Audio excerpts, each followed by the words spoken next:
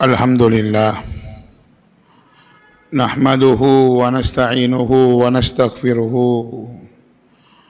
ونؤمن به ونتوكل عليه ونعوذ بالله من شرور أنفسنا ومن سيئات أعمالنا من يهده الله فلا مضل له ومن يضلل فلا هادي له أشهد أن لا إله إلا الله وحده لا شريك له وأشهد أن سيدنا وحبيبنا محمدا عبده ورسوله صلى الله على سيدنا محمد وعلى آله وأصحابه أجمعين أما بعد فقد قال الله تعالى في محكم التنزيل والفرقان المجيد بعد أعوذ بالله من الشيطان الرجيم بسم الله الرحمن الرحيم والله جعل لكم من بيوتكم سكنا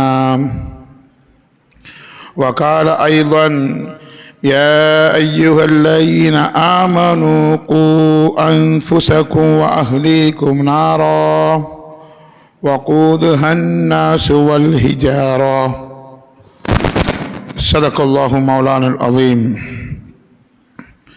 وقال النبي صلى الله عليه وسلم لا تدخل الملائكة بيت فيه كلب وقال أيضا أربع من السعادة المسكن واسع وجار إلى آخر الحديث صدق رسول الله صلى الله عليه وسلم. இவ்வையகத்தை படைத்து நிர்வாகம் செய்யக்கூடிய ஏக இறைவனுக்கே அனைத்து புகழும் புகழ்ச்சியும் உண்டாகுவதாக. அவன் தனித்தவன், அவனுக்கு நிகராக எதுவும் கிடையாது. இந்த உலகத்தை படைத்தவன் இந்த உலகத்தார்களுக்கு ரிஸ்க் கொடுத்து கொண்டிருக்கக்கூடிய ராசிகாவான் என்ற அந்த தௌஹீதை ஒவ்வொருவரும் உள்ளத்தில் வைத்தவர்களாக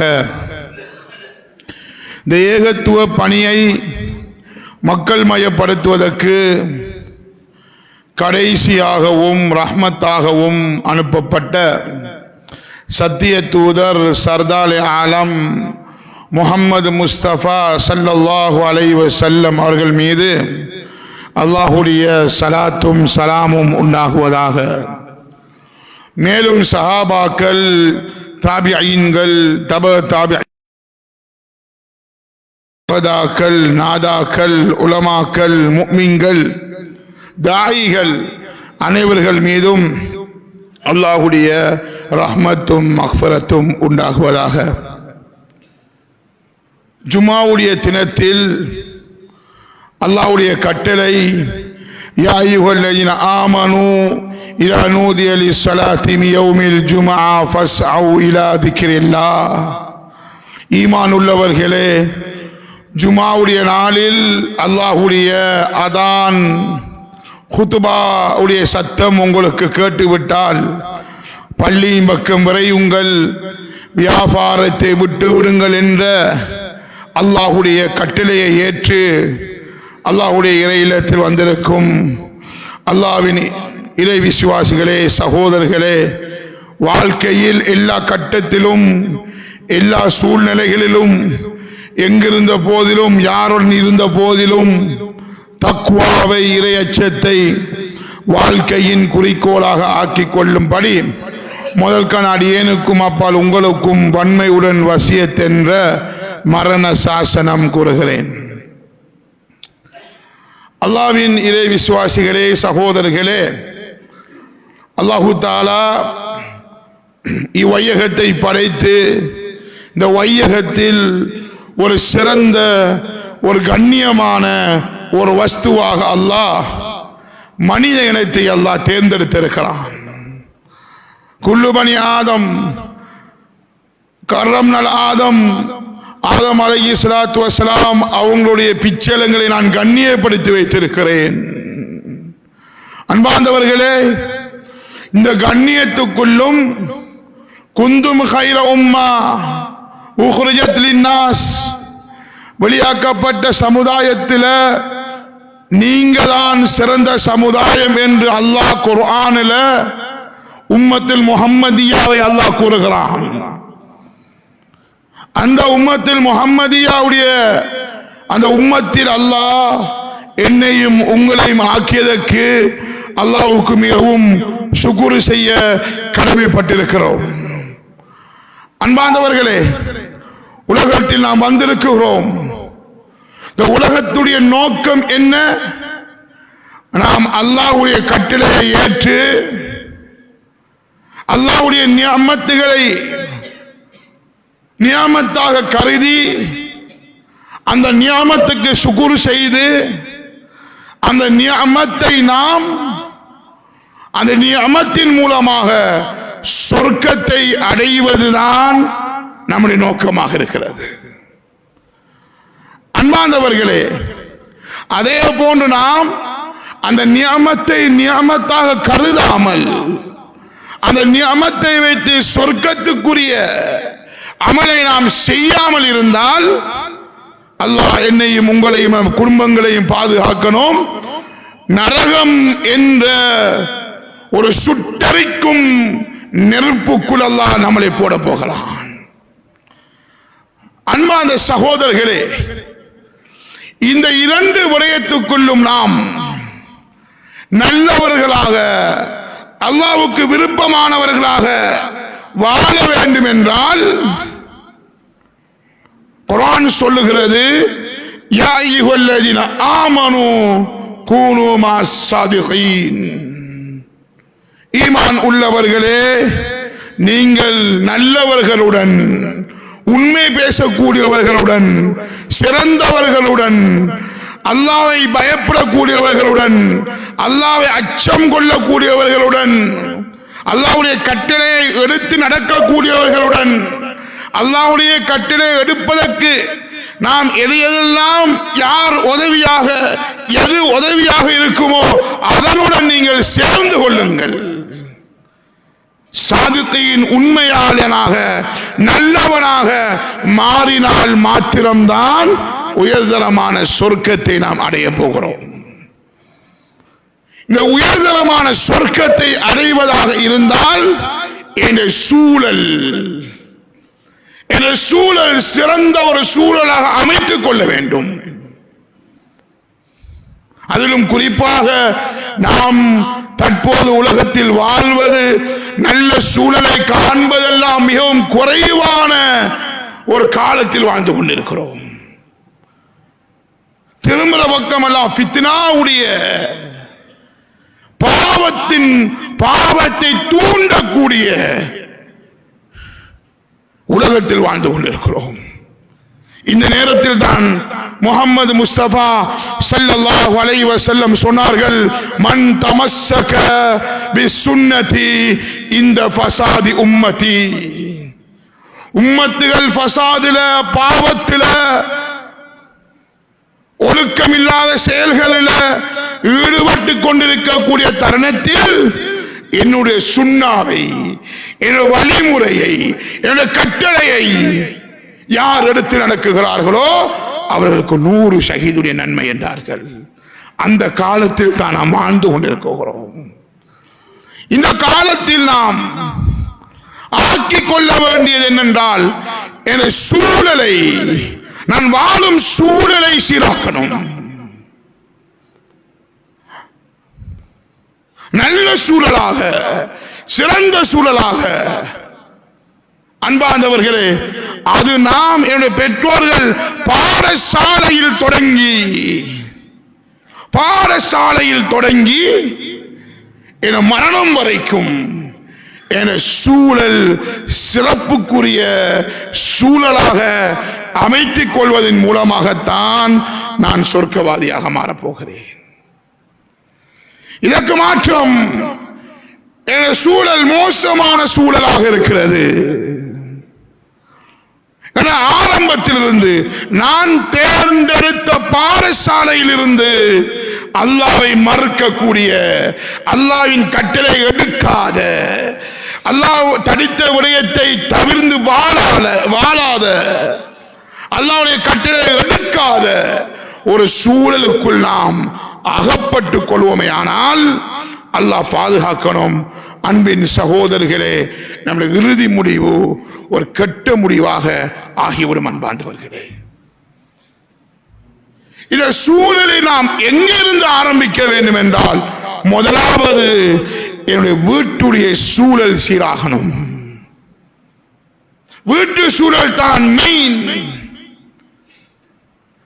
அல்லாஹு தஆலா, அல்லாஹ்வின் தூதர் திருமணம் முடிக்கும் போது, ஒரு மனைவியை தேர்ந்தெடுக்கும் போது அல்லாஹ்வின் தூதர் என்ன சொன்னார்கள்? துன்கஹுல் மர்அ லி அர்பஇன் தஸவ்வஜுல் வலூத் வல் வதூத். இரக்கமான அன்புள்ள மனைவியை தேர்ந்தெடுத்துக் கொள்ளுங்கள். திருமணம் முடிக்கக்கூடிய நேரத்தில் 4 நோக்கத்தின் பேரால் நீங்கள் திருமணம் முடிக்கலாம். ஒன்று, நீங்கள் பணத்துக்காக வேண்டி, அல்லது அழகுக்காக வேண்டி, அல்லது வம்மிசத்துக்காக வேண்டி, 4வது தீனுக்காக வேண்டி. இந்த 4லையும் நீங்கள் வெற்றி கொள்ள வேண்டும் என்றால், சிறப்புக்குரியவர்களாக மாற வேண்டும் என்றால், வல்லாஹு ஜஅல லக்கும் மின் புயூத்திக்கும் சகனா அல்லதி தஸ்குனு இலைஹா. வாழ்க்கை நிம்மதியாக, அமைதியாக, சந்தோஷமாக, மகிழ்ச்சியாக அமைய வேண்டும் என்றால் நீங்கள் தீனுள்ள பெண்ணை தேர்ந்தெடுக்க வேண்டும். தீனுள்ள பெண்ணை தேர்ந்தெடுப்பதன் மூலமாகத்தான் வஃபர், நீ வெற்றி அடைந்து கொள்வாய் என்று அல்லாஹ் முதலாவது திருமணத்துக்கு இந்த அளவுக்கு கட்டளை ஏன் இடுகிறான் என்றால், நீ தேர்ந்தெடுக்கும் மனைவியை வைத்துத்தான் உன் வீட்டு சூழல் அமைய போகிறது. அந்த மனைவியின் மூலமாக பிறக்கும் குழந்தை, நீ ஒரு மனைவியை எப்படி தேர்ந்தெடுத்தாயோ அந்த மனைவியுடைய அஹ்லாக், அந்த மனைவியுடைய தன்மை, மனைவியுடைய விடயத்தையும் எவ்வாறு இருக்கிறதோ அதே போன்றுதான் உன்னுக்கு பிறக்கும் குழந்தையும் மாறப்போகிறது. நீ நல்ல மனைவியை தேர்ந்தெடுத்தாய், அஹ்லாக்குள்ள மனைவியை தேர்ந்தெடுத்தாய், உனக்கு பிறக்கும் குழந்தையும் அஹ்லாக்குள்ள, தீன் பற்றுள்ள குழந்தையாக வரப்போகிறது. இதற்கு மாற்றம், நீ தேர்ந்தெடுத்த மனைவி ஒரு கெட்ட மனைவி, அழகுக்கு முடித்த மனைவி, அவருடைய பணத்துக்கு முடித்த மனைவி, தீன் இல்லாத மனைவி, மகரம் பேணாத மனைவி, அமானிதம் பேரான மனைவி, அப்படியான ஒரு பெண்ணை தேர்ந்தெடுத்தாயா, அந்த மனைவியின் மூலமாக உனக்கு பிறக்கும் குழந்தையும் அஹ்லாக் இல்லாத, தீனுடைய பற்றை சுமக்காத மனைவியாக, பிள்ளையாகத்தான் மாறப்போகிறார். அதனாலதான் யூசுப் ரஹ்மத்துல்லாஹி அலைஹி சொல்லுகிறார்கள், முர்தத் என்ற இஸ்லாத்துக்குள் இருந்தவர் முர்தத்தாக மாறிவிட்டார். அதற்குரிய காரணத்தின் அடிப்படையை நோக்குவோமையானால், அடிப்படை எங்கே இருக்கும் என்றால் வீட்டுக்குள் இருக்கும். வீட்டுடைய சூழல் சீராகதன் காரணமாகத்தான் ஒரு மாணவனோ ஒரு குழந்தையோ முர்த்தத்தாகுவதற்கு காரணமாக அமையும் என்பதை சொல்லுகிறார்கள். அன்பார்ந்தவர்களே, வெளித்தோட்டத்தில் பார்த்துக் கொள்ளலாம். எத்தனையோ பிள்ளைகளை சந்தித்திருக்கிறோம்.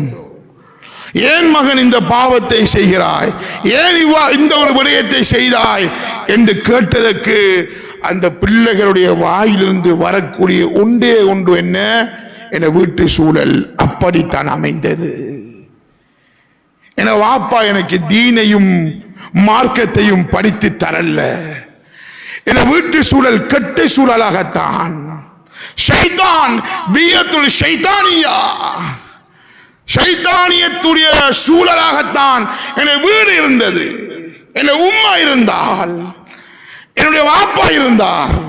அதனால நானும் இவ்வாறு மாறிவிட்டேன் என்று சொல்லக்கூடிய அந்த செய்தியையும் நம்மளுடைய காதால நாம கேட்டிருக்கிறோம். அன்பார்ந்த சகோதரர்களே, நல்லவர்களே, ஈமான் உள்ளவர்களே, என் கையில் இருக்கும் குழந்தை சீருள்ள ஒழுக்கமுள்ள ஒரு குழந்தையாக அந்த அமானிதத்தை நாம் அல்லாஹ்விடத்தில் போய் அமானிதமாக ஒப்படைக்க வேண்டிய பொறுப்பு நம்மிடத்தில் இருக்கிறது. அதுக்கு நாம் செய்ய வேண்டியது என்ன தெரியுமா? என்ற வீட்டு சூழல் சிறந்த சூழலாக அமையணும். ஸல்லல்லாஹு அலைஹி வஸல்லம் வெறும் பள்ளிவாசலுக்குள் நடக்கும் எவ்வாறு நடந்து கொள்ள வேண்டும் என்பதை மாத்திரம் இந்த உம்மத்துக்கு சொல்லவில்லை. அன்பார்ந்தவர்களே, நீ ஒரு தொழிலாளியா, ஒரு முதலாளியா, அல்லது செல்வந்தனா, அல்லது பஜாரா, அல்லது ஆபீஸா, நீ எதுக்கு செல்வதாக இருந்தாலும் நபியுடைய முன்மாதிரி இருக்கிறது. அன்பார்ந்தவர்களே, ஸல்லல்லாஹு அலைஹி வஸல்லம் அவங்க எப்படி சல்லு கமா ரஅய்துமூனி உஸல்லி, என்ன தொழுகிறதை எப்படி கண்டீங்களோ அதை போல தொழுது கொள்ளுங்க.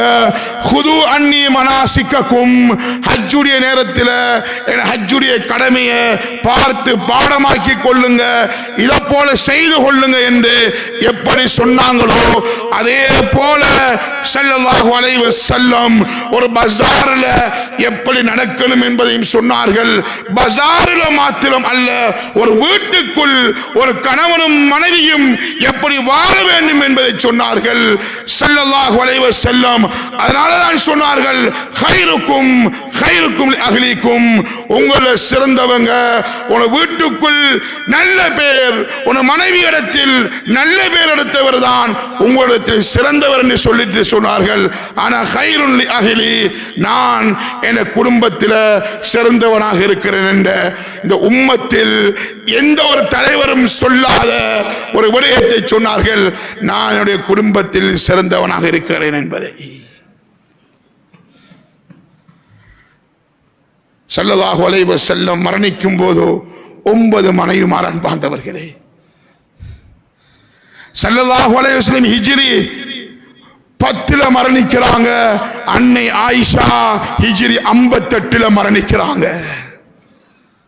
ஒரு ஹதீஸ் எடுக்க இயலுமா? ஒரு லைஃபான ஹதீஸ் எடுக்க இயலுமா? ஸல்லல்லாஹு அலைஹி வஸல்லம் ஒரு வீட்டு சூழல் மோசமாக இருந்தது என்று ஒரு ஹதீஸ் எடுக்க முடியுமா? நம்முடைய தலைவரை போன்று அல்ல, நாம் யாரை யாரை பின்பற்றி கொண்டிருக்கிறோம், அவங்களுடைய முடலை பார்த்து அவங்களுடைய விதத்தை பார்த்து நாம் பின்பற்றுகிறோம். தலைவர் என்று சொல்லக்கூடியவர்கள், நாம் யாரை தலைவர் என்று சொல்லுகிறோமோ அவர்கள் நிலைமை எப்படி இருக்கிறது? பாவத்தில் பெண்களோட மானக்கா, பெண்களோட இருக்கக்கூடிய விதத்தில் தான் நாம் காணுகிறோம்.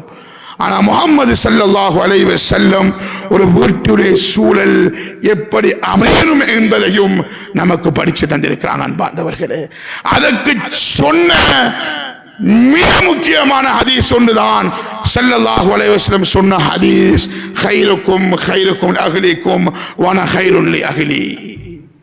உங்களை சிறந்தவங்க உங்களோட மனைவிமாரிடத்தில் சிறந்தவங்க, நான் என்னுடைய மனைவி இடத்துல சிறந்தவனாக இருக்கிறேன் என்ற ஹதீஸ் இருக்கிறது. ஒவ்வொரு ஆண்களும் உள்ளத்தில் பதிய வைக்கக்கூடிய ஹதீஸாக இருக்கிறது. அன்பார்ந்தவர்களே, என் மனைவி நான் ஒரு சிறந்தவன் என்று எப்போது சொல்வார் என்றால், நாம் பணம் வாங்கி கொடுப்பதினால், வீடு வாங்கி கொடுப்பதினால், அல்லது நகை வாங்கி கொடுப்பதினால் சொல்ல முடியாது. ஸல்லல்லாஹு அலைஹி வஸல்லம் அவருடைய மனைவிமாருடைய வீடு எப்படி இருந்தது? ஸல்லல்லாஹு அலைஹி வஸல்லம் வீடு, அன்பா சகோதரர்களே, ஆயிஷா சித்திகா ரலியல்லாஹு தஆலா சொல்றாங்க, ரசூலுல்லாஹ் இரவு நேரத்தில் தொழுவாங்க, சுஜூதுக்கு போவாங்க. சுஜூது செய்வதற்கு இடம் போதாது, நான் தூங்கிக் கொண்டிருப்பேன், நான் காலை மடக்கிக் கொள்வேன். ஹசன் பஸ்ரி ரஹிமஹுல்லாஹ் சொல்றாங்க, ஸல்லல்லாஹு அலைஹி வஸல்லம் வீடு மறைப்பதற்கு முன்னால் ஸல்லல்லாஹு அலைஹி வஸல்லம் அந்த வீட்டுக்குள் நான் சென்றிருந்தேன். ஸல்லல்லாஹு அலைஹி வஸல்லம் வீடை நான் கையை உயர்த்தினால் ரசூலுல்லாஹ்வுடைய கூரை, வீட்டுடைய கூரை என கையில் படும் என்று சொன்னார்கள். ஈத்தம் ஓலையினால் தான் இருந்தது அன்பார்ந்தவர்களே. வீடு இப்படித்தான் இருந்தது. ஆனால் அந்த வீட்டுக்குள் இருந்து சந்தோஷம் வெளியானது அன்பார்ந்தவர்களே, மகிழ்ச்சி வெளியானது அன்பார்ந்தவர்களே, அந்த வீட்டுக்குள் இருந்து வகி வெளியானது அன்பார்ந்தவர்களே. வீடு சிறிசிதான், வீடு சின்னதுதான். அன்பு சகோதரர்களே, அந்த வீட்டுக்குள் சந்தோஷம் இருந்தது. ஆனா நம்மளுடைய காலத்தை பாருங்க, வீடெல்லாம் கட்டடங்கள் 1 மாடி காணா, 2 மாடி காணா, 3 மாடி என்று கட்டப்பட்டிருக்கிறது. வீட்டுக்குள் ஏர் கண்டிஷன் போடப்பட்டிருக்கிறது. சிலருடைய வீட்டில் சென்றிருக்கிறோம், கிச்சனுக்குள்ளும் ஏர் கண்டிஷன், ஹாலுக்குள்ளும் ஏர் கண்டிஷன், கூலாகத்தான் இருக்கிறது. ஆனால் கணவன் மனைவி, பெற்றோர்கள் பிள்ளைகளுடைய மனசி நெருப்பை போன்றிருக்கிறது. வெளியே தோட்டத்தில் கூலாக இருக்கிறது. ஆனால் ஒருவருக்குள் எப்ப கணவன் மனைவிக்குள் எப்படி இருக்குகிறது என்றால் நெருப்பை போன்றிருக்கிறது. நெருப்பு எரிந்து கொண்டிருக்கிறது. இவன் எப்ப மௌத்தாகுவான், இவன் எப்ப மௌத்தாகுவான் என்று சொல்ற அளவுக்கு வீடு பெருத்திருக்கிறது, வீடு பெரிசாக இருக்கிறது. சந்தோஷத்தை காணவில்லை. ஆனால் அன்பு சகோதரர்களே, அல்லாஹ்வுடைய பாதையில செல்லக்கூடிய சந்தர்ப்பத்தில் சில குடிசைகளுக்கு சென்றிருக்கிறோம். அந்த குடிசைக்குள் ஃபேனும் கிடையாது, அந்த வீட்டுக்குள் ஃபேனும் கிடையாது. ஆனால் அந்த வீட்டுக்குள் நாம் உள்ளே செல்வதற்குள்ளே நம்ம மனசு சந்தோஷம் அடைகிறது. குடிசைக்குள் வாழக்கூடியவர்கள், சாப்பாடு கிடைத்ததை சாப்பிடக்கூடியவர்கள் சந்தோஷமாக வாழுகிறார்கள். எதை சொல்ல வரேன் என்றால், சந்தோஷம் என்பது, மகிழ்ச்சி என்பது கட்டடத்தில் கிடையாது அன்பார்ந்தவர்களே. ஸல்லல்லாஹு அலைஹி வஸல்லம் வீடு இப்படித்தான் இருந்துச்சு. ரபியுல் அவ்வல் மாதத்தில் இந்த பள்ளிவாசலில் நபியுடைய ஷமாயில் சொல்லப்பட்ட நேரத்தில் நபியுடைய எளிமை எப்படி இருந்தது என்றும் சொல்லப்பட்டுச்சு. ஆனால் வீட்டுக்குள் சந்தோஷம், மனைவி சந்தோஷம். மனைவி சாப்பிடுவதற்கு எதுவும் இல்லாமத்தான் இருக்கும். ஈத்தம் பழம் தான் சாப்பிடுவார்கள். அந்த ஈத்தம் பழத்தில் சந்தோஷம். பெரும் பெரும் சொத்து செல்வங்கள் ஸல்லல்லாஹு அலைஹி வஸல்லம் மனைவிமாருக்கு வாங்கி கொடுக்கல, இருக்கிறதை வச்சு தான் சாப்பிட்டாங்க. அதுக்குள்ள சந்தோஷத்தை கண்டார்கள். ஆனால் கவலை என்ன என்றால், பெரும் பெரும் வீடுகள் கட்டப்பட்டிருக்கிறது. சுபஹானல்லாஹ், கோடிக்கணக்கில் கட்டப்பட்டிருக்கிறது. ஆனால் அந்த வீட்டுக்குள் இருந்து சந்தோஷத்தை காணவில்லை, மகிழ்ச்சியை காணவில்லை. ஸல்லல்லாஹு அலைஹி வஸல்லம் சொன்னார்கள், அர்பஉ மினல் ஸஆதா, 4 விடயங்கள் இருக்கிறது. அந்த 4 விடயங்களும் மிகவும் சந்தோஷமான ஒரு விடயம் என்று சொன்னார்கள். அதில் ஒன்றுதான் அல் மர்அத்து சாலிஹா, சாலிஹான ஒரு மனைவி கிடைக்கிறது. இரண்டாவது சொன்னார்கள் அல் மஸ்கனுல் வாசிய, விசாலமான ஒரு வீடு. எனக்கு தேவைக்கு ஏற்றமாய் வீடு கட்டுவது தவறு அல்ல அன்பார்ந்தவர்களே. எனக்கு இந்த அளவுக்கு என் பிள்ளைகள் அதிகமாக இருக்கிறது, என வீடை கொண்டும் பெரிசாகத்தான் கட்டணும். தேவைக்கு கட்டுவதில் இஸ்லாம் எங்கேயும் தடை செய்யல. இஸ்லாம் சொல்லுகிறது அல் மஸ்கனுல் வாசிய மினஸ் ஸஆதா என்று சொல்லுகிறது. விசாலமான வீடு இருப்பது அது நியாமத் என்பதை இஸ்லாம் சொல்லுகிறது. அன்பு சகோதரர்களே, ஒன்றை புரிந்து கொள்ளுங்கள். இந்த சந்தோஷம் குடிசைக்குள் இருக்கிறது, பெரும் வீட்டில் இல்லை, மாளிகைக்குள் இல்லை என்றால் முதலாவது காரணம் என்ன தெரியுமா? அந்த வீட்டுடைய அஸ்திவாரம் ஹராத்தில் கட்டப்பட்டிருக்கிறது. இது லேசான விஷயம் அல்ல, லேசாக கடந்து போற விஷயம் அல்ல. இது அதிகமானவர்களுடைய நிலைமை எப்படி என்றா அது பிரச்சனை இல்லை என்று ஃபத்வா கொடுக்கிற அளவுக்கு மாறிட்டான். பாந்தவர்களே, வீட்டுடைய அஸ்திவாரம் சுத்தமாக இருக்கணும். சும்மா சிந்திச்சு பாருங்க. ஸல்லல்லாஹு அலைஹி வஸல்லம் அவங்களுக்கு தெரியாம ஸல்லல்லாஹு அலைஹி வஸல்லம் அவங்களுடைய கட்டிலுக்கு கீழே ஒரு சின்ன ஒரு பூனை அல்லது நாய் என்று நினைக்கிறேன், பூனை ஒன்று செத்து கிடந்தது. ஸல்லல்லாஹு அலைஹி வஸல்லம் அவங்களுக்கு 4 நாள் வகி வரல. அன்பார்ந்தவர்களே, ஒரு பூனை செத்து கிடக்குது, ஒரு பிராணி செத்து கிடக்குது. ஸல்லல்லாஹு அலைஹி வஸல்லம் அறிந்து கிடைக்கல, அது ஏதோ வந்தது செத்துட்டு.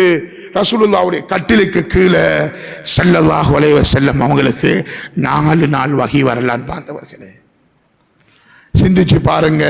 ஒரு பூனைக்கு இந்த சட்டம் என்றா என் வீட்டுடைய அஸ்திவாரம் ஹராத்தில் அமைஞ்சிருக்கி, வட்டியில் அமைஞ்சிருக்கி. வட்டி வங்கியில போய் லோன் எடுத்து என் வீடை கட்டியிருக்கிறேன். என் மகளை திருமணம் முடிச்சு கொடுக்கணும். என் பக்கத்து வீட்டு என் கூட்டாளி ஒரு ஆள் பெரிய ஒரு வீடு கட்டியிருக்கிறாரு, எந்த புள்ள மனம் உடைஞ்சிருவாள், அதனால நானும் அவரை போல ஒரு வீடு கட்டணும் என்று வட்டியுடைய வங்கிக்கு சென்று வட்டி எடுத்து கட்டி கொடுக்கிறோம். அன்பார்ந்தவர்களே, பேசுற எனக்கும் உங்களுக்கும் தான் நம்ம விளங்கிக் கொள்ளணும். என்ற பிள்ளைய என்னுடைய தாக்கத்துக்கு ஏற்ற பிரகாரம் வளர்க்க பழகி கொள்ளணும். அன்பார்ந்தவர்களே, அவர் இப்படி அவருடைய பிள்ளைக்கு செலவழிக்கிறார், இவர் இப்படி செலவழிக்கிறார், அதை போலதான் நானும் செலவழிக்கணும் என்ற தன்மையை நம்ம பிள்ளைகளுக்குள்ள உள்ளத்தில் போகக்கூடாது. எனக்கு இவ்வளவுதான் எனக்கு முடியும், என்னுடைய தாக்கத் என்னுடைய சக்தி இவ்வளவுதான் இருக்கிறது என்றால் அந்த போதும் என்ற தனத்தை நம்ம பிள்ளைகளுக்கு படிச்சு கொடுக்கணும். அன்பார்ந்தவர்களே, போதும் என்ற தனம் வேணும். வட்டி சகோதரர்களே, சில வீடுகளில் நடக்கிற பிரச்சனைகளை இதால பிரச்சனை வருமா என்று சொல்லாத அளவுக்கு பிரச்சனைகள். அன்பார்ந்தவர்களே, ஊர்ல கொடி கட்டி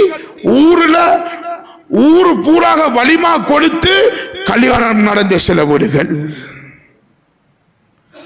அபூ ஹனீஃபா ரஹிமஹுல்லாஹ் சொல்லுகிறார்கள், நேற்று சந்தோஷமாக இருந்த மனைவி எவ்வளவு பெரிய தக்வாதாரி. அபூ ஹனீஃபா ரஹிமஹுல்லாஹ் அவருடைய வாப்பா மிகப்பெரிய ஒரு தக்வாதாரி. அந்த அபூ ஹனீஃபா ரஹிமஹுல்லாஹ் சொல்றாங்க, நான் நேற்று சந்தோஷமாக இருந்த என்னோட மனைவி இன்று என்னோட சண்டை பிடிக்கிறாள் என்றா நான் நினைச்சு கொள்வேன், நான் ஏதாவது ஒரு பாவம் செஞ்சிருக்கிறேன். நான் பாவத்துக்கு இஸ்திக்ஃபார் செய்வேன், என் மனைவி மீண்டும் என்னை சந்தோஷமாக அரவணைத்துக் கொள்வாள். சிந்திச்சு பாருங்க, வீட்டுடைய அஸ்திவாரமே ஹராத்தில் இருக்கு. வட்டியில கட்டினா குர்ஆன் என்ன சொல்லுதோ, தயாராகுங்க, அல்லாஹ்வுடனும் ரசூலுடனும் யுத்தம் செய்வதற்கு தயாராகுங்க. அல்லாஹ்வுடனும் ரசூலுடனும் சண்டை பிடித்து வெல்ல இயலுமா நமக்கு? நம்ம நினைச்சு கொண்டிருப்போம், என்ற பிள்ளைக்கு நான் பேங்க்ல லோன் எடுத்து நான் வீடு கட்டி கொடுத்து பெட்ரூம்ல ஏர் கண்டிஷனும் போட்டு என்ற பிள்ளை நான் திருமணம் முடிச்சு கொடுத்திருக்கிறேன். என்ற பிள்ளை சந்தோஷமாகத்தான் வாழுகிறது என்று நினைக்கிறோம். ஆனால் வட்டி சம்பந்தப்பட்டு இருந்தமையினால் அந்த என்னுடைய பிள்ளையும் என்னுடைய மருமகனும் நெருப்புக்குள் வாழ்ந்து கொண்டிருக்கிறார்கள். அன்பார்ந்தவர்களே, ஆகையினால் என்னுடைய குழந்தை சீரான ஒழுக்கமுள்ள ஒரு குழந்தையாக மாறணும் என்றா என் வீட்டு சூழல் சுத்தமாக இருக்கணும். அந்த வீட்டு சூழல் சுத்தமாக ஆகுவதற்கு முதல் என் வீட்டுடைய அஸ்திவாரம் சுத்தமாக ஹலாலாக உழைக்கப்பட்ட பணத்தில் இருந்துதான் அது வீடு கட்டப்பட்டிருக்கணும். ஒன்றை சொல்லவா, நம்ம வீட்டை நாம் ஹராத்தில் கட்டியிருக்கிறோம், லோன் எடுத்து கட்டியிருக்கிறோம், பக்கத்து வீட்டுக்காரனுடைய பூமியை எடுத்து கட்டியிருக்கிறோம். ஸல்லல்லாஹு அலைஹி வஸல்லம் சொன்னாங்க, உன்னுடைய வளவு இல்லாமல் இன்னும் ஒரு வளவை நீ தெரிந்து கொண்டோ அறிந்து அநியாயமான முறையில் நீ எடுத்துக்கொள்றாயா, அல்லாஹு தாலா நாளை கியாமத்தில் உன்னை சுழி வாங்கி கொண்டிருப்பான் என்று ஸல்லல்லாஹு அலைஹி வஸல்லம் சொன்னாங்க. அன்பு சகோதரர்களே, நல்லவர்களே, வீட்டுடைய அஸ்திவாரத்தை சிறந்ததாக அமைத்துக் கொள்ளுங்கள், ஹலாலாக அமைத்துக் கொள்ளுங்கள். எனக்கு இப்படித்தான் கட்ட இயலும், குடிசை ஒன்றுதான் கட்டி வாழ முடியும். ஹலாலாக கட்டுவதாக இருந்தால் குடிசை தான் கட்டலாம் என்றால் அந்த குடிசைக்குள் நீங்கள் வாழ்ந்து பாருங்கள், அந்த குடிசைக்குள் சந்தோஷத்தை காணலாம். ஹராத்தில் நீங்க கோடிக்கணக்கில் கட்டினாலும் அந்த வீட்டுக்குள்ள சந்தோஷத்தை காண முடியாது. அன்பார்ந்தவர்களே, அடுத்தது என்ன செய்யணும் தெரியுமா? என் வீட்டை ஹலாலாக கட்டிட்டோமா, என் வீட்டுடைய சூழல் சரியாக அமையணும். என் வீட்டுக்குள்ள இருக்கிறார்கள் தொழுகை எப்படி இருக்கு? அன்பார்ந்தவர்களே, ஸல்லல்லாஹு அலைஹி வஸல்லம் ஆரம்பத்தில் சொன்ன போல பள்ளிக்குள்ள எப்படி நடக்கணும் என்கிறத மாத்திரம் படிச்சு தரல, ஒரு வீட்டுக்குள்ள நீங்க என்ன செய்யணும் என்கிறதையும் படிச்சு தந்திருக்கிறாங்க. வீட்டுக்குள்ள சொன்னாங்க, நீங்க தொழுகிற தொழுகையில நஃபில் தொழுக நீங்க வீட்டில் தொழுகிறது தான் சிறந்தது. லுஹருக்கு வர போறீங்களா, அதான் சொல்லுதா, லுஹருடைய முன் சுன்னத்தை உங்களோட வீட்டில் தொழுகிறது தான் சிறந்தது. அலைக்கும் ஃபலைக்கும் பிஸ்ஸலாஃபி புயூதிக்கும் ஃபஇன்ன கைரஸ் ஸலாத்தில் மர்இ ஃபீ பைத்திஹி இல்லல் மக்தூபா. ஃபர்லான தொழுகையை தவிர நஃபிலான தொழுகையை வீட்டில் தொழுதுதான் சிறந்தது என்றார்கள் ஸல்லல்லாஹு அலைஹி வஸல்லம். ஏன் சொன்னாங்க தெரியுமா? அந்த வீட்டுக்குள்ளும் மலக்குடைய வருகையை நீ அதிகரிக்கணும், வீட்டுக்குள்ளேயும் அல்லாஹ்வுடைய பெயர் ஒலிக்கணும். அந்த வீட்டுக்குள்ள நீங்க தொழுகிறத்தினால அந்த வீட்டுக்குள்ள மலக்குமார்கள் அதிகரிக்க போறாங்க. சில சஹாபி பெண்மணிகள் என்ன செய்வாங்கன்னா, வீட்டுக்குள்ள இமாமத் செய்து கொள்வார்கள். 4-5 பொம்பளை பிள்ளைகள் இருக்கிறா, அந்த 4-5 பொம்பளை பிள்ளைகளும் புயூத்துஹுன்ன கைரோன், அவங்களுக்கு பெண்களுக்கு ஃபர்லான தொழுகைய வீட்டில் தொழுதுதான் சிறந்தது. அந்த பெண்கள் என்ன செய்வாங்கண்டா, இமாமத் செய்து கொள்வாங்க. ஆண்கள் பெண்களுக்கு இமாமத் செய்யணும், பெண்கள் பெண்களுக்கு இமாமத் செய்யலாம். என் குடும்பத்தோடு நான் ஒரு தொழுகையை தொழ போறேன்னா ஆண்கள் தான் தொழுவிக்கலாம், பெண்களுக்கு பின்னால ஆண்கள் இருந்து தொழ முடியாது. அன்பார்ந்தவர்களே, அன்பார்ந்தவர்களே, தொழுகைய நம்ம வீட்டில் வைக்கிறதுனால அந்த வீட்டுக்குள்ள மகிழ்ச்சி உண்டாக போகுது.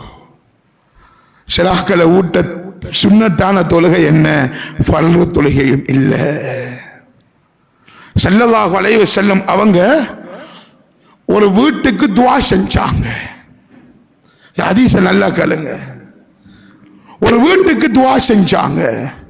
ஒரு கணவன் மனைவிக்கு துஆ செஞ்சாங்க.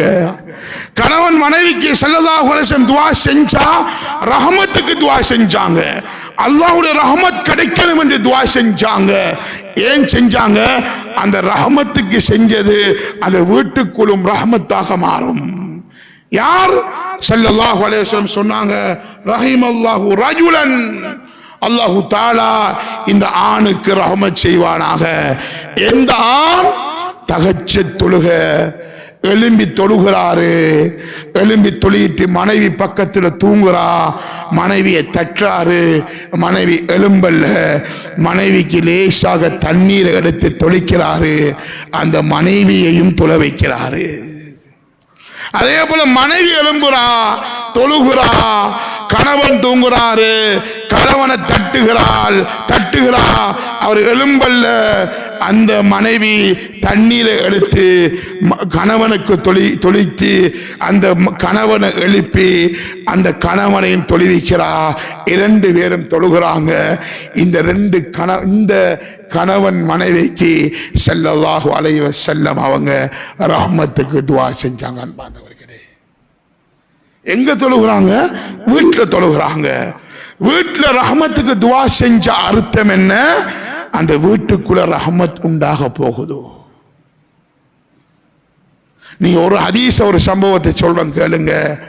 இதையும் நம்மள பிள்ளைகளுக்கு நாம் படிச்சு கொடுக்கிறது, என் மனைவிக்கு படிச்சு கொடுக்கிறது மிகவும் கட்டாயம். அன்பார்ந்தவர்களே, ஏன் சொல்லணும்டா, தற்காலத்தில் இந்த சில்ட்ரன் டே என்ற அந்த நேரத்தில் சில மீட்டிங்குகளுக்கு நாங்கள் போயிருந்தோம். அந்த மீட்டிங்கில் அதுக்கு பொறுப்பான ஆபீசர் பிள்ளைகளை பற்றி சொல்றாரு. அதை கேட்ட அன்பார்ந்தவர்களே கண்ணால தண்ணி வந்துடும். அன்பார்ந்தவர்களே,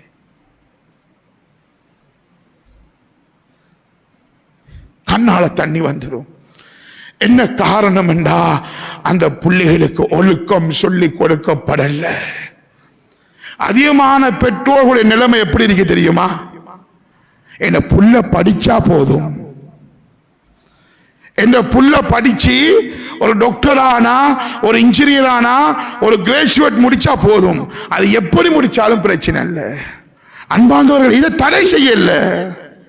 ஆனா இதை விடவும் பிள்ளைகளுக்கு ஒழுக்கத்தை படிச்சு கொடுக்கிறது நமக்கு கட்டாயம். பெரும் பெரும் அறிவுள்ளவங்க படிச்சிருக்கிறாங்க, ஒழுக்கம் தெரியா, ஒழுக்கத்தில் 0. அவர் சம்பந்தப்பட்ட இடத்துல வெளியால இருந்து ஒரு பெண்ணோ பெண் இருக்கிற ஆணோ வரும்போது அந்த ஆணோட பெண்ணோட ஒழுக்கம் இல்லாத செயல்ல ஈடுபடுறா. ஒழுக்கம் படிச்சு கொடுக்கப்படல. அதனால விளங்கிக் கொள்ளுங்க அன்பார்ந்தவர்களே, நம்மளோட பிள்ளைகளுக்கு ஒழுக்கத்தை படிச்சு கொடுக்கிறது நமக்கு மிகப்பெரிய கட்டாயம். அன்பார்ந்தவர்களே, அதுவும் பெண்களுக்கு சில விடயங்கள் இருக்கே, மனசில கவலை இருக்கே, அதை மிம்பர்ல சொல்ல இயலாது. சில பெண்கள் சுப்ஹானல்லாஹ், அதுல ஆசிரியர்களும் காரணம். அன்பார்ந்தவர்களே, நான் சென்ற ஒரு மீட்டிங்ல சொன்னேன், ஆபீசர் மாதிரி இருக்கிறாங்க, சொல்றாங்க படிக்கிற பிள்ளைகள் ஒழுக்கம் இல்லாம நடந்து கொண்டிருக்கிறாங்க, டீச்சர் மாரோட இப்படி ஒழுக்கம் இல்லாம நடக்கிறாங்க என்று சொன்ன நேரத்தில் சொன்னோம், இதுக்கு காரணமே டீச்சர் தான், இதுக்கு காரணமே சேர் தான். ஏன் கேட்டாங்க, ஏன் உருக்கி கேட்டாங்க. நான் சொன்னேன், டீச்சர்ஸ் டே வந்துட்டா பிள்ளைகளை கீழுக்கு வச்சுட்டு ஏதோ ஒரு கெட்ட பாட்டுக்கு அந்த பாட்டை ஆரம்பிச்சிருந்து முடியும் வரைக்கும் ஏதோ ஒரு கெட்ட விஷயம் தான் சொல்லப்படுது. அந்த கெட்ட விடயத்தில் டீச்சர் போய் ஃபர்தாவையும் போட்டுட்டு டான்ஸ் அடிக்கிறா, சார் டான்ஸ் அடிக்கிறாரு. அதனால இந்த படிச்சு கொடுக்கிற சேருடைய நிலைமை ஒழுக்கம் இல்லாம இருக்கண்டா, எப்படி படிக்கிற புள்ள ஒழுக்கமாக வளரப்போது அன்பார்ந்தவர்களே. அதனால நம்மள பிள்ளைகள் படிக்கிறது பிரச்சனை அல்ல, அந்த பிள்ளைகளுக்கு ஒழுக்கத்தை கொடுத்து படிக்க வைங்க. ஒழுக்கம் இல்லாம எங்க போனாலும் செய்தி ஒழுக்கம் இல்லை, ஒழுக்கம் இல்லை. அதுக்கு என்ன காரணம் என்றா, வீட்டுடைய சூழல் சிறப்பாக அமையல, அல்லாஹ்வை பயரக்கூடிய சூழல் வீட்டாக அமையல, தொழுகை இல்லை. ஒரு நாள் இந்த தொழுகையுடைய முக்கியத்துவத்தை பாருங்க. ஒரு நாள் ஸல்லல்லாஹு அலைஹி வஸல்லம் ஒரு யுத்தத்திலிருந்து திரும்பி வராங்க. தகச்சத்துடைய நேரம், டயர்டாக இருக்கிறாங்க. ஒரு மரத்துக்கு கீழே தூங்குறாங்க. பிலால் இடத்துல சொல்றாங்க, தொழுகையுடைய நேரம் வந்துட்டா என்னை எழுப்பாட்டி கொள்ளுங்க, எழுப்பாட்டி கொள்ளுங்க. பிலால் ரலியல்லாஹு தஆலாவுக்கும் தூக்கம் பெய்த்து எழும்பி பார்க்கிறாங்க. ஸல்லல்லாஹு அலைஹி வஸல்லம் கண்ணை முழிக்கிறாங்க, சூரியனுடைய ஒளி அடிக்குது, சுபஹ தொழுகை கலாவாயிட்டு. உடனே சஹாபாக்களை எழுப்புறாங்க. எழுப்பிட்டு அவசரமாக அந்த இடத்திலிருந்து போய் இன்னும் ஒரு இடத்துல போய் தொழுகிறாங்க. சஹாபாக்கள் கேட்டாங்க, யா ரசூலல்லாஹ், ஏன் நம்ம அந்த இடத்துல தொழல? அந்த இடத்துல ஏன் தொழல? ஸல்லல்லாஹு அலைஹி வஸல்லம் சொன்னாங்க, அந்த இடத்துல ஹாதா மன்சிலுன் ஹலரஹு ஷைத்தான், ஹாதா மன்சிலுன் ஹலரஹு ஷைத்தான். அந்த இடத்துல ஷைத்தானுடைய இடமாக மாறிட்டு, ஒரு தொழுகை இல்லாத இடம், யுத்தத்துக்கு போயிட்டு வந்து களைப்புல தூங்கினது, அந்த இடத்தை சொன்னாங்க அந்த இடம் ஷைத்தானுடைய இடம் என்று சொன்னாங்க.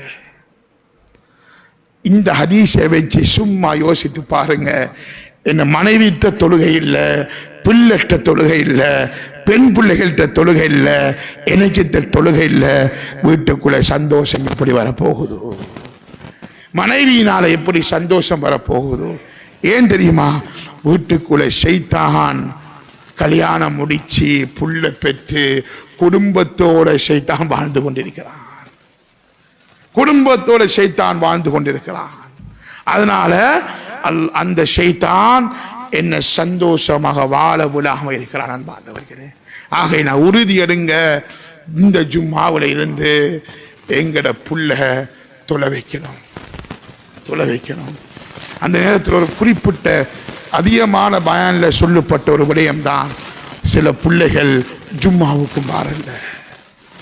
பெரியவர்கள், முந்தைய அரசியல்வாதிகள், பெரும் பெரும் உலமாக்கள் எப்படி நியமத்துகளை எங்களுக்கு எடுத்து தந்திருக்கிறாங்க. ஜும்மாவுடைய நாளையில இன்சால பகுதியில மட்டும்தான் கடைகள் மூடப்படுற. முஸ்லீம்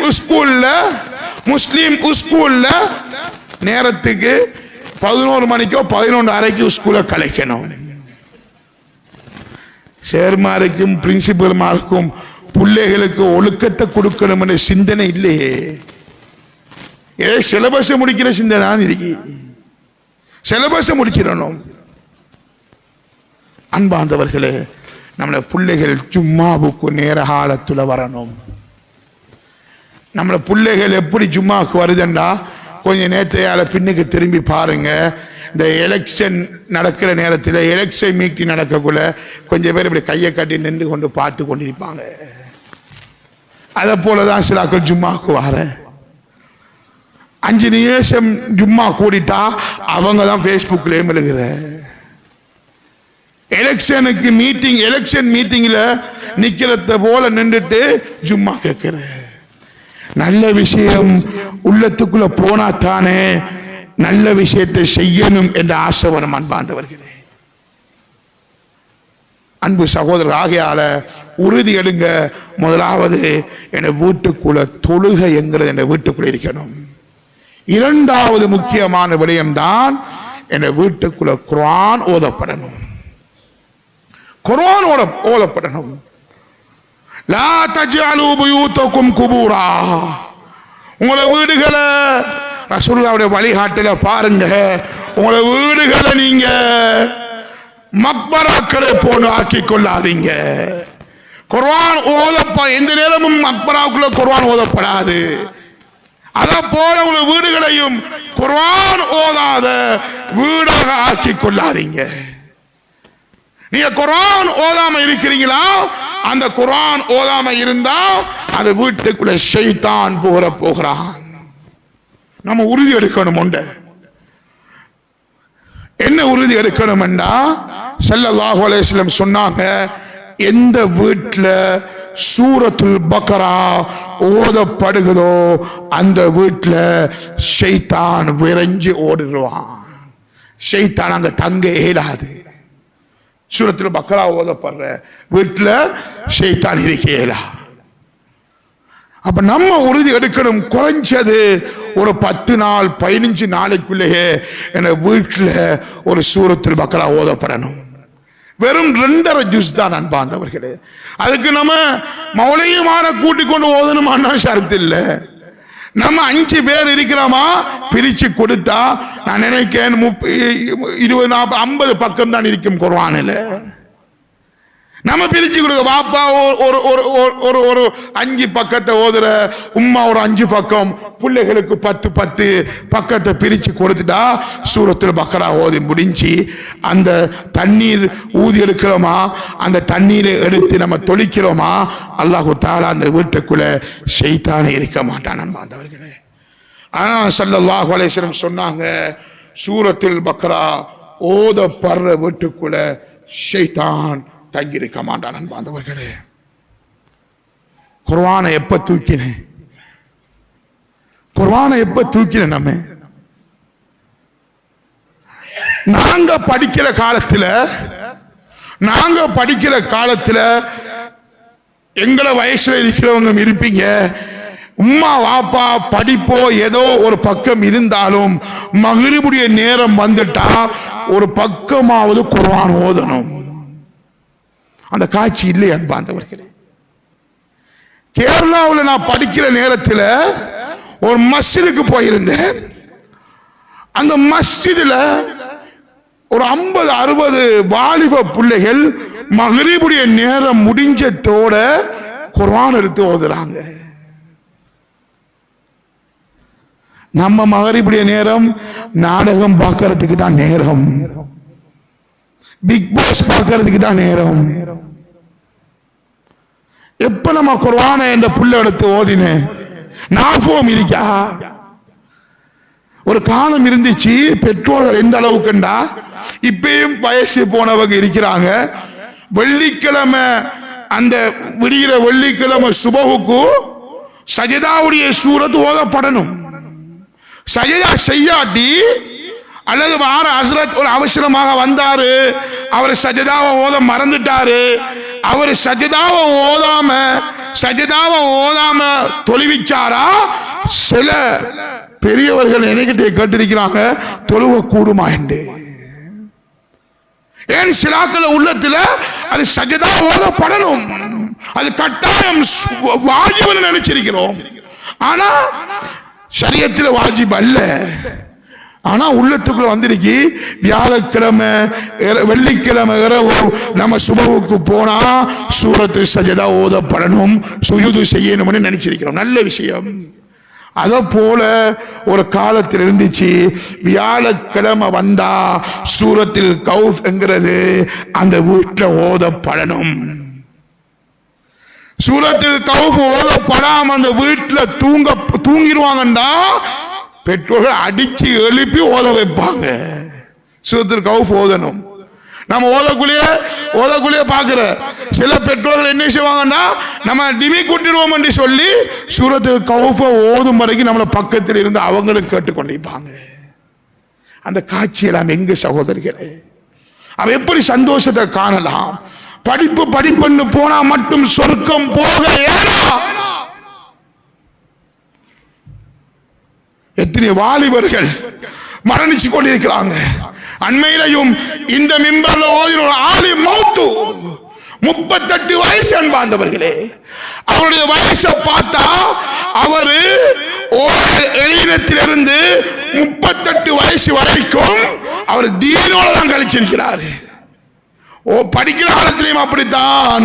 மஜ்லிஸாவுல 9 வருஷம், அல்லாஹ்வுடைய பாதையில 1 வருஷம், அது முடிச்சதுக்கு பின்னால அந்த மஜ்லிஸா ஓதின மஜ்லிஸாவுல 12 வருஷம் உஸ்தாதாக இருந்திருக்கிறார். ஆள் 38 வயசுல மௌத்தான் பாந்தவர்களே. இதே நிலைமை எந்த பிள்ளைக்கு ஆயிருமன்னா, எந்த பிள்ளையோட தீன் எங்க இருக்கன்னு பாந்தவர்களே. குர்ஆன் ஓத தெரியாத பிள்ளை. அதனாலதான் இதுல வந்திருக்கிற பெற்றோர்களுக்கு ஒரு விஷயத்தை சொல்றேன், கேளுங்க. அகில இலங்கை ஜம்மியத்துல் உலமாவும் கல்முனை கிளையும் அதுல சில முடிவுகளை எடுத்துக் கொண்டிருக்கிறோம். அதற்கு நீங்க பெற்றோர்கள் எங்களுக்கு துணையாக இருக்கணும், பெற்றோர்கள் துணையாக இருக்கணும். அகதியா என்று ஞாயிற்றுக்கிழமை 8:30 12 மணி வரைக்கும் அகதியா வைக்கணும் என்று நாட்டுடைய சட்டம் இருக்கிறான் பாந்தவர்களே. அந்த காலத்தில் அந்த நேரத்தில் எந்த டியூஷன் கிளாஸும் வைக்கிறான் பாந்தவர்களே. அங்க அகீதா படிச்சு கொடுக்கப்படணும், ஃபிக்ஹ் படிச்சு கொடுக்கப்படணும், வரலாறு படிச்சு கொடுக்கப்படணும். இந்த இதுக்கு என்ன செய்யணும்? நம்ம பெற்றோர் ஆசை வைக்கணும். ஹசரத் ஓடி வரணும். ஹசரத் ஞாயிற்றுக்கிழமை அகதியாவை ஆரம்பிங்க, நாங்க எங்கட 10 பிள்ளைகள் இருக்கிறோம், நாங்க கொண்டு தாரோம், ஆரம்பிக்கிறதுக்கு தயாராக இருக்கிறோம். சில பேரண்ட்ஸ் ஸ்காலர்ஷிப்ல எப்படி நான் எங்களை பிள்ளைகளை அனுப்புற, படிக்கணுமே புள்ள, இப்ப படிக்கிறேன்னு நோன்பு காலமும் வழங்குறல, கொஞ்சம் பேருக்கு நோன்பு காலத்தையும் டியூஷன், நோன்பு காலத்திலும் ஸ்கூல். அன்பாந்தவர்களே, ஒழுக்கம் உயிரினம் ஓம்பப்படும். அன்பாந்தவர்களே, குர்ஆன பிரட்ட வைங்க, குர்ஆன ஓத வைங்க.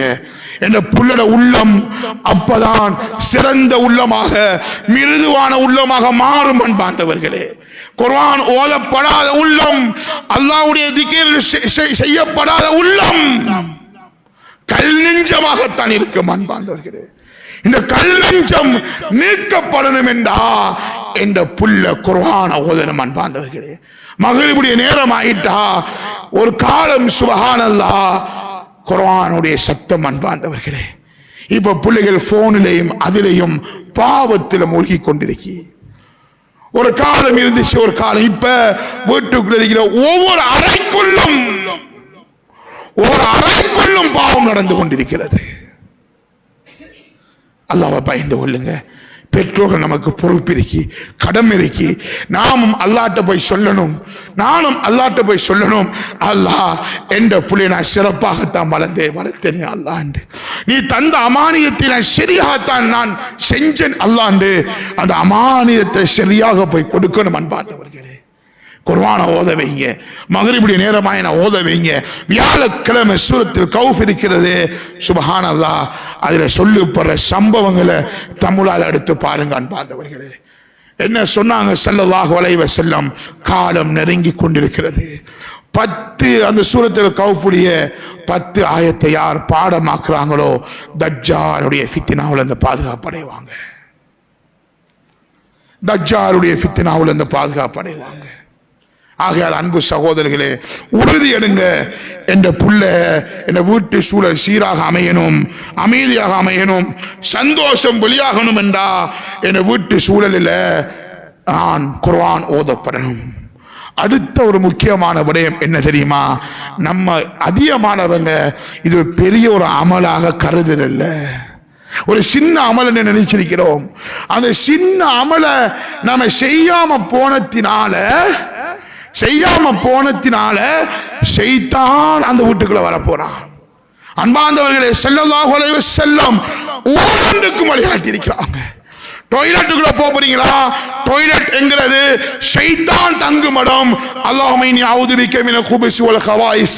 யா அல்லாஹ், ஆண் ஷைத்தான் பெண் ஷைத்தானிலிருந்து என்ன பாதுகாப்பு அடைஞ்சிரியா அல்லாஹ்னு துஆவோட போகணும். அது பள்ளி வாசலுக்குள்ள வந்தா மட்டுமல்ல, வீட்டுக்குள்ளேயும் தான். வெளிவாசலுக்குள்ள குஃப்ரான கண்டு வரணும். வீட்டை விட்டு வெளியாவுக்குள்ள பிஸ்மில்லாஹி தவக்கல்து அலல்லாஹ்னு போகணும். மன்சில்ல பின்னுக்கு பாருங்க, ஒரு சம்பவம் போடப்பட்டிருக்கு. அந்த துஆவை ஓதின ஒரு ஆளு என்ன நடந்துச்சு? வீடு பத்தி எரியுதாம். ஒரு ஆள் வந்து சொல்றாரு, உங்களை வீடு பத்துதாம் என்று சொல்றாரு. அவரை சொல்றாரு, ஒரு காலம் என்ற வீடு பத்தாது, துஆ ஓதிட்டு வந்திருக்கிறேன். அந்த துஆ ஓதிட்டு வீட்டை போறாரு. எல்லாரும் வீடும் பத்திரிக்கை, அவரை ஒரு பத்தல். அன்பார்ந்தவர்களே, எந்த ஒரு வீட்டுல தூங்குற நேரத்தில் குல் ஹுவல்லாஹு அஹதும், குல் அஊது பிரப்பில் ஃபலக்கும், குல் அஊது பிரப்பின் நாஸும் ஓதப்படுதோ அல்லாஹ் அந்த ஓதினவருக்கு பாதுகாப்பாக அமைகிறான். ஆயத்துல் குர்ஸி, நம்முடைய வாலிபர்கள் எத்தனை பேருக்கு பாடம் ஆயத்துல் குர்ஸி? யோசித்து பார்ப்போம். ஆயத்துல் குர்ஸி ஓதினா என்ன நன்மை? தொழுகை முடிஞ்சதுக்கு பிறகு ஓதினா அடுத்த தொழுவு வரைக்கும் இருக்கிற பாவம் மன்னிக்கப்படுகிறது, பாதுகாப்பு அடையுது. ஆயத்துல் குர்ஸி ஓதினா பாதுகாப்புங்கிறதுல ஷைத்தானே சொல்லி கொடுத்தான். பெரிய ஒரு சரித்திரம், அது புகாரில பதிவு செய்யப்பட்டிருக்கிறது. ஸல்லல்லாஹு அலைஹி வஸல்லம் ஒரு சஹாபிய ஒரு களஞ்சியத்துக்கு பொறுப்பாக்குறாங்க. ஒருத்தன் வந்து களஞ்சியத்திலிருந்து சாமான களவெடுக்கான். சஹாபி பிடிச்சிட்டாங்க. அவன் சொல்றான், எனக்கு மிகவும் கஷ்டம், என்னை விட்டுருங்கன்னு சொல்லிட்டு சாமான எடுத்துட்டு போய்த்தான். வந்தவன் ஷைத்தான் தான். இவரு 3 தடவை நடக்குது. ஷைத்தானே சொல்லி கொடுக்கிறான், நீ பாதுகாப்படையணும்டா ஆயத்து குர்சி ஓதண்டு. ஆயத்து குர்சி வீட்டில் ஓதப்படணும். ஸல்லல்லாஹு அலைஹி வஸல்லம் சொன்னாங்க, எந்த வீட்டில் ஒரு ஆள் போற நேரத்தில் அஸ்ஸலாமு அலைக்கும் என்று சொல்லிட்டு வீட்டுக்குள்ள போறாரோ ஷைத்தான் விரண்டு போறான். நம்ம எத்தனை பேர் சொல்றோம்? ரோட்ல போற அந்நிய ஆண்களுக்கு சலாம் சொல்றதுக்கு நம்மளுக்கு தயார், வீட்டுக்குள்ள சலாம் சொல்றா வெக்கமாம். ஸல்லல்லாஹு அலைஹி வஸல்லம் சொன்னார்கள், யார் வீட்டுக்குள்ள போற நேரத்தில் சலாம் சொல்லிட்டு போறாரு, சாப்பிடக்கூடிய நேரத்தில் பிஸ்மில்லாஹ் சொல்லிட்டு சாப்பிடுறாரு, ஷைத்தான் விரண்டு ஓடுறானாம். இன்றைக்கு இந்த வீட்டில் தங்குறதுக்கு ஏலா, சாப்பாடு இல்லைன்னு விரண்டு ஓடுறான். எந்த வீட்டில் போகக்கூடிய நேரத்தில் சலாம் சொல்லப்படலையோ, சாப்பிடக்கூடிய நேரத்தில் பிஸ்மி சொல்லப்படலையோ, ஷைத்தான் சொல்லலாம் நம்மளுக்கு இன்றைக்கு லொச்சி வந்துட்டு தங்குமிடம் வந்துட்டு அழகா நம்ம தூங்கலாம், இந்த வீட்டில் சாப்பாடும் இருக்கு நம்மளுக்கு தங்குமிடமும் இருக்குங்கிறத சொல்லலாம் நான் பாண்டவர்களே. ஆகையினால வீட்டில் போற நேரத்தில் சலாம் சொல்லிட்டு போற பழக்கத்தை நம்மளும் பழகணும், நம்ம பிள்ளைகளுக்கும் படிச்சு கொடுக்கணும். அடுத்த முக்கியமான விஷயம்தான், ஒரு வீட்டு அமைதியாக இருக்கிறதுக்கு என் அயல் வீட்டுக்காரனையும் நம்ம கண்ணியப்படுத்திக் கொள்ளணும் அன்பாண்டவர்களே. ஸல்லல்லாஹு அலைஹி வஸல்லம் சொன்னார்கள், மன் கான யுமினு பில்லாஹி வல் யௌமில் ஆகிர் ஃபல்யுக்ரிம் ஜாரஹு. யார் அல்லாஹ்வையும் ரசூலையும் கியாமத் நாளையும் யார் ஈமான் கொண்டிருக்கிறீங்களோ உங்களுடைய அயல் வீட்டுக்காரனை நீங்க கண்ணியப்படுத்திக் கொள்ளுங்க. ஸல்லல்லாஹு அலைஹி வஸல்லம் சொன்னாங்க, அல்லாஹ்வுடைய ஜிப்ரீல் அலைஹிஸ்ஸலாத்து வஸலாம் அயல் வீட்டுக்காரருடைய அந்த அயல் வீட்டுக்காரனுக்கு செய்ய வேண்டிய கடமையை சொல்ற நேரத்தில் நான் நினைச்சேன், ஒருவேளை வராசத்து சொத்தும் அவங்களுக்கு கடமை ஆகிரும் என்ற அளவுக்கு ஜிப்ரீல் அலைஹிஸ்ஸலாத்து வஸலாம் அவங்க அந்த பக்கத்து வீட்டுக்காரனுடைய கடமையை சொன்னாங்கன்னு சொன்னாங்க. ஸல்லல்லாஹு அலைஹி வஸல்லம் என்ன சொன்னாங்க, நீங்களோட வீட்டில் நீங்க ஒரு சாப்பாடு ஆக்குறீங்களா, நீங்க ஆணத்தை கூட்டிக் கொள்ளுங்க சொன்னாங்களே ஒளிய கறியை கூட்டிக் கொள்ளுங்க, இறைச்சியை கூட்டிக் கொள்ளுங்க என்று சொல்லலாம் பார்த்தவர்களே. நம்ம வசதி இல்லதான், தண்ணியை ஊற்றி ஆணத்தை வச்சியாவது நம்முடைய பக்கத்து வீட்டுக்காரனுக்கு கொடுக்கிற தன்மை நம்மளுக்கு வரணும் பார்த்தவர்களே. விருந்தாளி நம்ம ஊருக்கு கொஞ்சம் வராங்களா, விருந்தாளியை கண்ணியப்படுத்துற தன்மை வரணும் அன்பாந்தவர்களே. ஒரு 3 நாளைக்கு விருந்தாளிய கண்ணியப்படுத்துறது கடமை. அதை நீங்க பார்க்கணும்னா இந்தியாவுக்கு போகணும், தேவபந்துக்கு, சஹராம்பூரிக்கு, அதை நாங்க ஓதின நஜ்முல் ஹுதாவுக்கு போனீங்கன்னா 3 நாளைக்கு யார் உங்களோட பேர் அட்ரஸ் எதுவும் இல்லை, யாரு போனாலும் அங்க சாப்பாடு விரிச்சு கண்ணியப்படுத்துவாங்க. அந்த தன்மை நம்மகிட்ட வரணும். சிலாக்கள் நிலைமை என்ன, எந்த வீடு சுத்தமாக இருக்கணும் என்று பிலால் குப்பையை பக்கத்து வீட்டுக்காரன் இதுக்குள்ள எறிஞ்சுடுற. சிலாக்கள் நிலைமையை பார்த்தா எந்த வீடு சுத்தமாக இருக்கணும் என்று நினைச்சிட்டு சுபவுக்கு வரக்கூடிய நேரத்தில் ரோட்ல வந்து குப்பையை எறிஞ்சிட்டு போற, அவன் எழும்பி திட்டுவான்லோ. திட்டுவானா திட்ட மாட்டானா? திட்டத்துக்கு பள்ளிக்குள்ள வந்தா திட்டணும். அவன் சும்மாவே மனம் நோயினா போதும் அந்த இது படிச்சிருவான் பாந்தவர்களே. சிலாக்கள் விஷயத்தை கேள்விப்பட்டோம், பக்கத்து வீட்டில் உள்ள செய்திய கேட்கணும்ங்கிறதுக்கு அவர் வீட்டில் இருந்து ஓட்ட தொலைச்சி பக்கத்து வீட்டுக்கான செய்திய அறியறதுக்கு பார்க்கலாம். என்ன நேத்து ஒரு ஆள் சொல்றாரு, அன்பாந்தவர்களே பக்கத்து வீட்டான கண்ணியப்படுத்துற நம்ம, அயல் வீட்டுக்காரனை கண்ணியப்படுத்த நம்ம, இப்படி என் வீட்டு சூழல் நம்ம அமைச்சு கொள்வோம் என்றா தீனுடைய சூழல், அல்லாஹ்வுடைய சூழல், ஷைத்தானுடைய சூழல் இல்லாம மலக்கானியத்துடைய சூழத்தை அந்த சூழலாக நம்ம ஆக்கி கொள்வோம் என்றா அந்த வீட்டுக்குள்ள இருந்து வார அந்த பயிர் இருக்குது, அந்த பிள்ளைகள் இருக்குது, முழு உம்மத்துக்கும் பிரயோசனம் அளிக்கக்கூடிய மரமாக பயிராக மாறும் என்கிறதுல எந்த ஒரு சந்தேகமும் கிடையாது. ஆகையால நம்ம வீட்டு சூழலை சிறந்த அல்லாஹ்வுடைய சொன்ன சூழலாக ஆக்கிக் கொள்வதற்கு எல்லாம் அல்லாஹ் எனக்கும் உங்களுக்கும் தௌஃபீக் செய்வானாக. யா அல்லாஹ் எங்களை பாவங்களை மன்னிப்பாயாக, ரஹ்மத்தும் மஃபிரத்தும் செய்வாயாக. எங்களை வீட்டுடைய சூழலை சிறந்த சூழலாக, உன்னை பயந்த சூழலாக, ஸல்லல்லாஹு அலைஹி வஸல்லம் அவங்களுடைய சுன்னத்தை பேணி நடக்கக்கூடிய சூழலாக எங்களை வீட்டு சூழலை ஆக்கி தருவாயாக. யா அல்லாஹ் எங்களுடைய கையில் இருக்கிற அந்த குழந்தை பாக்கியம் என்பது நீ தந்த அமானிதம் யா அல்லாஹ். அந்த அமானிதத்தை சரியாக ஒழுக்கமாக அந்த குழந்தையை வளர்ப்பதற்கு எங்களுக்கு நீ வழிகாட்டி யா அல்லாஹ். எங்களுடைய பிள்ளைகள் குர்ஆனை சுமந்த, குர்ஆன் படி அமல் செய்யக்கூடிய பிள்ளைகளாக எங்களுடைய பிள்ளைகளை ஆக்கி தந்து யா அல்லாஹ்.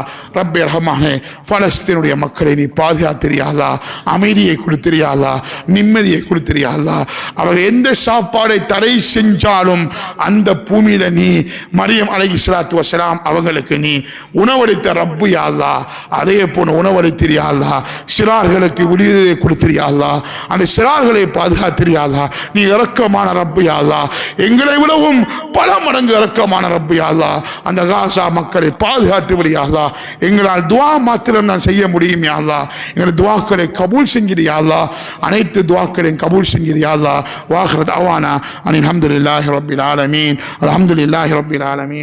والصلاة والسلام على أشرف الأنبياء والمرسلين سيدنا وحبيبنا محمد وعلى آله وصحبه أجمعين. أما بعد، فيا أيها الناس اتقوا الله فإن التقوى ملاك الحسنة، وعليكم بالسنة فإن السنة تقتضي الإطاعة، ومن أطاع الله ورسوله فقد رشد واهتدى.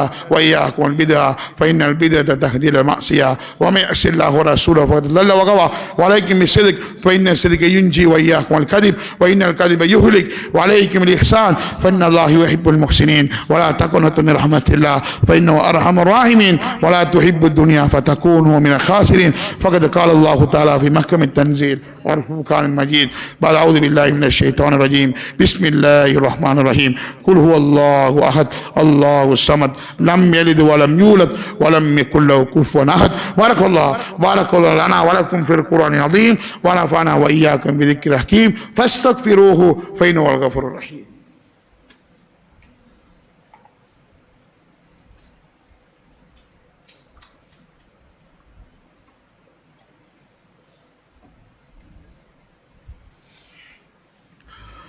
الحمد لله علي الأكبر لا لما قضى ولا دافع لما صدر. أحمد حمدا كثيرا وأشكره شكرا جزيلا، ونستعين ونستغفر عما صدر. أشهد أن لا إله إلا الله وحده لا شريك له، وأشهد أن سيدنا وحبيبنا محمدا عبده ورسوله صلى الله على سيدنا محمد وعلى آله وأصحابه أجمعين. أما بعد، فيا أيها الناس اتقوا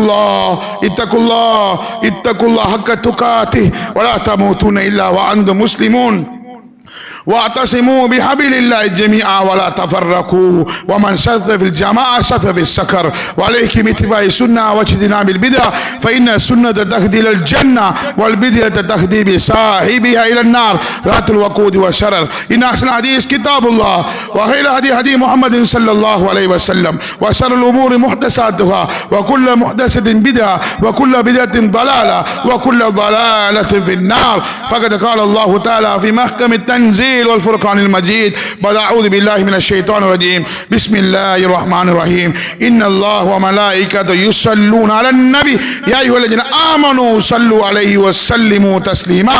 اللهم صل وسلم على محمد وعلى آله وأزواجه وأتباعه صلاة دائمة بدوام الشمس والقمر. قال النبي صلى الله عليه وسلم أرحم أمتي بأمتي أبو بكر الصديق، وأشد من الأمر عمر بن الخطاب، وأصدق حياء عثمان بن عفان، وأقرض الله علي بن أبي طالب رضي الله تعالى عنهم أجمعين. فاطمة السيدة نساء أهل الجنة، على الحسن والحسين سيدة شباب أهل الجنة، وعن الستة الباقين من عشرة المبشرين، وعن التابعين وتبع التابعين، وأنا معهم منك وكرمك يا أرحم الراحمين.